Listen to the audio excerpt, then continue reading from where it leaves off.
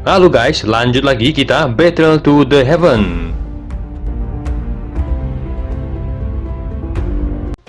Bocah, tak heran iblis kembar dikalahkan di tanganmu, sepertinya kemampuanmu tidak lebih lemah dari kapak orang tua itu, tapi kali ini aku ingin lihat kemampuan apa lagi yang kau miliki, kata Guiyeng dengan sinis, segel di tangannya berubah dan douci hitam melonjak dari ruang sekitarnya, di saat yang sama satu sosok kepala prajurit raksasa dengan setengah tubuh dan memegang kapak hitam muncul di hadapan Xiaoyan, tekanan besar segera melanda hingga menyebabkan tempat itu mulai bergetar. Wajah Xiaoyan sedikit berubah serius saat melihat itu, jurus ini, sepertinya sedikit akrab, orang ini menyebut kapak orang tua itu, mungkinkah orang tua itu, pikir Xiaoyan dengan kejutan melonjak di hatinya. Xiaoyan seketika teringat leluhur Xiao Chen yang pernah menceritakan, saat itu di reruntuhan Xiao Chen tidak sengaja menemukan teknik kapak darah iblis dan melatihnya. Saat mengejar jejak api lotus iblis, ia pernah bertarung dengan seorang Douzun, iblis tua yang kuat yang memiliki teknik yang hampir sama dengannya. Beruntung orang itu telah terluka saat mereka bertarung, dan Douzun itu tidak berniat melanjutkan pertarungan sebelum akhirnya ledakan tiba-tiba muncul dan celah spasial melemparkan mereka ke tempat yang tidak diketahui. Orang ini, apa dia musuh leluhur Xiao Chen saat itu? Pikir Xiaoyan mengerutkan keningnya. Bocah akui kekalahan, belum terlambat untuk menyerah, kata Gui Heng dengan suaranya yang dingin bergema.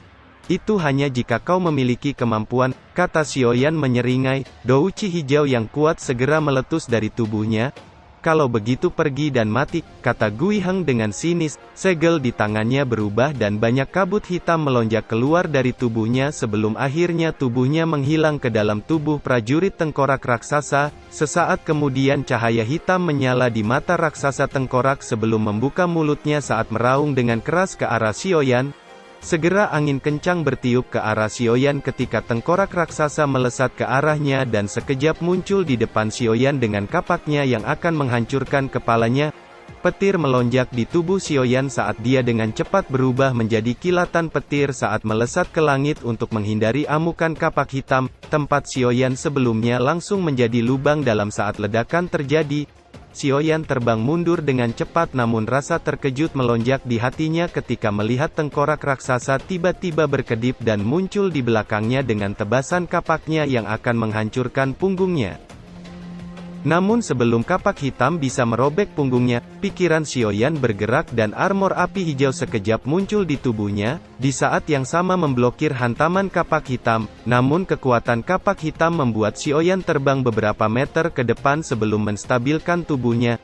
Xiaoyan mengepalkan tangannya dan pedang berat muncul di tangannya, dia baru saja akan menyerang namun kejutan muncul di matanya saat melihat tengkorak raksasa sekejap muncul di depannya dengan kapaknya yang akan menghancurkan kepalanya.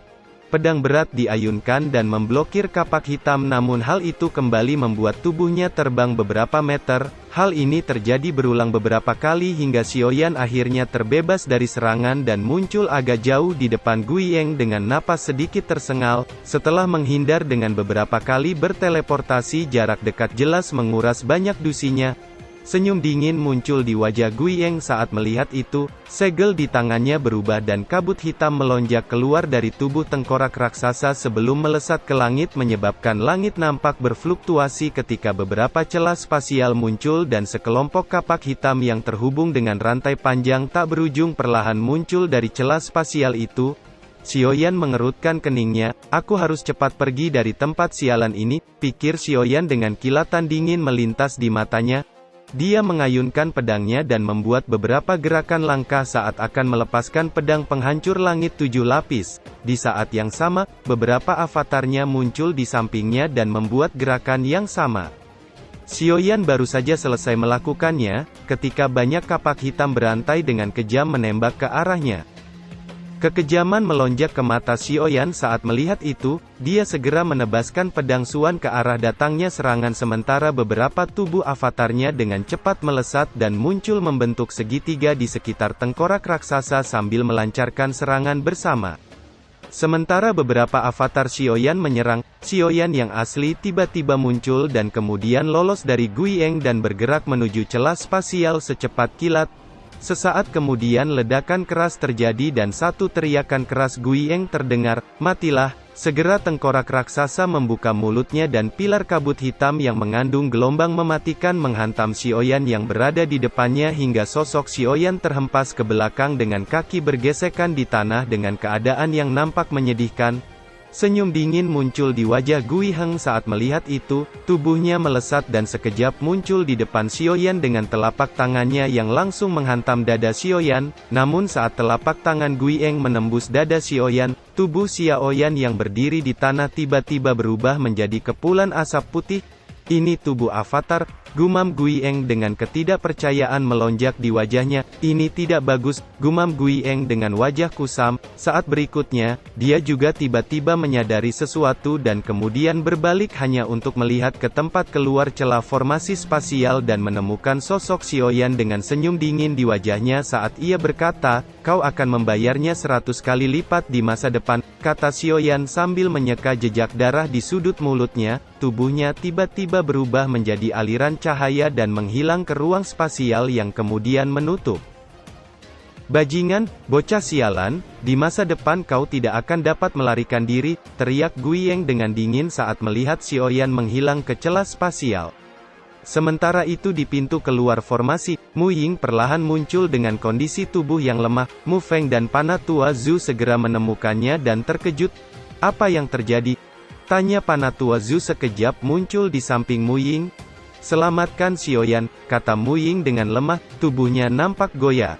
Mu Peng segera menghampiri dan membantu Mu Ying berdiri, sementara Panatua Zhu mengerutkan keningnya saat menemukan jejak darah di sudut mulut Mu Ying.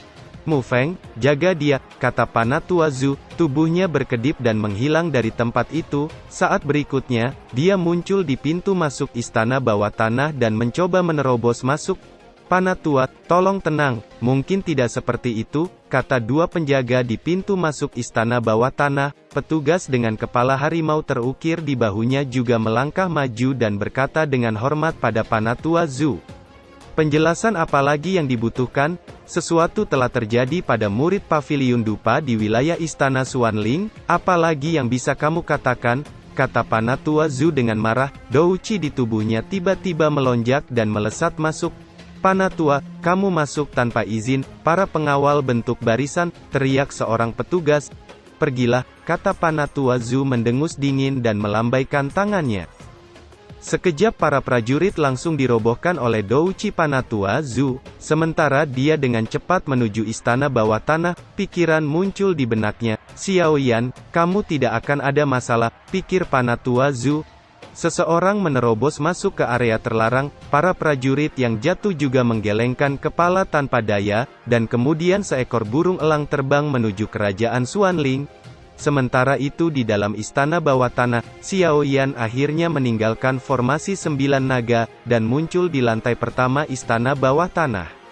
"Aneh, ini jelas adalah lantai pertama, tapi mengapa tidak ada cara untuk turun?" pikir Xiaoyan saat melirik ke ruang di dekatnya. Dia menggelengkan kepalanya tak berdaya dan berjalan menuju pintu keluar. Tak lama setelah Panatua Zhu pergi, seorang pria tua muncul di depan Mu Feng dengan fluktuasi yang mengerikan samar-samar memancar. "Dou di bintang 8, seru Mu Feng sangat terkejut dalam hatinya. Sementara itu seorang pria tua berpakaian abu-abu yang muncul di pintu masuk kolam Xuanling menyebabkan wajah para prajurit yang menjaga langsung berubah. Orang tua ini adalah wakil kepala Legiun Naga, Yemo, Dou di bintang 9. Para prajurit merasa lega. Dengan munculnya Yemo, itu akan membereskan masalah Panatua Zhu yang menerobos masuk. Sementara itu di dalam istana, nampak dua sosok perlahan muncul di dalamnya. "Sepertinya rencananya gagal," kata Raja Xuanling sedikit kusam.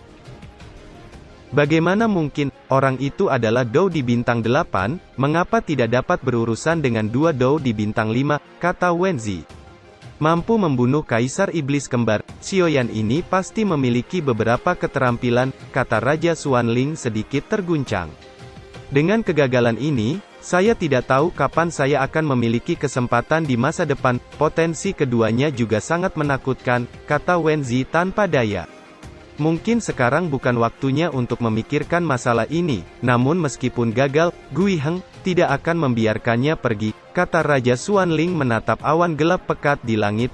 Di dekat pintu masuk formasi, nampak Ye Mo sedang berdiri dan bergumam, mengalahkan bocah saja tidak bisa. Gui Eng, bagaimana kita akan menghadapi kerajaan Xuanling, pikir Ye Mo dengan marah.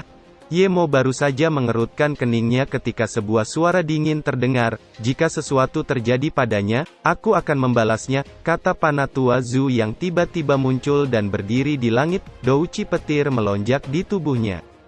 Dihadapkan dengan douci yang menakutkan, Ye Mo tak dapat berbuat banyak dan berkata, mungkin hal itu tidak seperti yang Anda pikirkan, mengapa kita tidak menenangkan amarah dan duduk berbicara, kata Ye Mo. Dia baru saja menembus Dou di bintang 9, sementara itu Panatua Zhu sudah menjadi Dou di bintang 9 beberapa tahun yang lalu. Ye Mo, jangan pikir aku tidak tahu apa yang telah dilakukan klan Xuanling selama bertahun-tahun, kata Panatua Zhu mendengus dingin, dan dosinya tidak menunjukkan tanda-tanda melemah. Zhu Lao, apa yang Anda lakukan akan merusak hubungan kedua klan, kata Ye Mo. Persetan, kata Zhu Lao melambaikan tangannya dan petir segera melesat dan menghantam tanah tepat di depan Ye Mo, dan sebuah lubang besar dan dalam tiba-tiba muncul di depan Ye Mo. Kamu, kata Ye Mo sedikit marah, Zhu Lao, kamu akan membayar harga untuk pilihanmu kali ini, kata Ye Mo mengayunkan lengan bajunya, dia berbalik dan berjalan meninggalkan tempat itu. Berani mengancamku? Ku katakan sekali lagi, jika sesuatu terjadi pada Xiaoyan, murid Paviliun Dupa, saya tidak akan melepaskan orang itu, kata Panatua Zhu yang suaranya bergema. Murid, ini masalah besar sekarang, pikir Ye Mo dengan wajah sedikit kusam saat meninggalkan tempat itu. Di satu ruangan nampak Mu Peng membantu Mu Ying memulihkan diri, dusinya perlahan memasuki tubuh Mu Ying. Dengan masuknya Douci Mu Feng, wajah Mu Ying yang awalnya sedikit pucat bertahap menjadi agak kemerahan.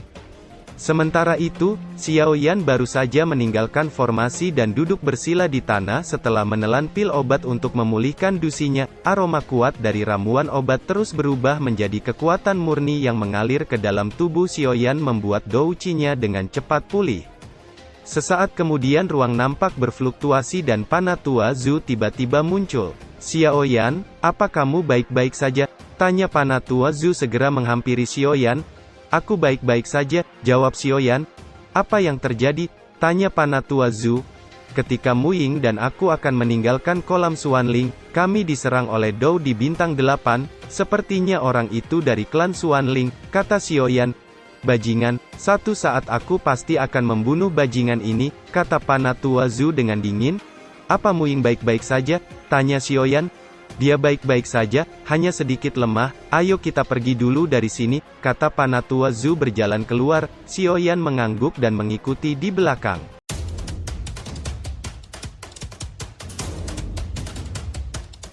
Cerita pun selesai, nantikan spoiler selanjutnya guys. Buat yang belum subrek, dibantu subrek yo guys, biar jalan terus spoilernya. Buat yang udah subrek, mudahan dilancarkan rezekinya. See you and ciao.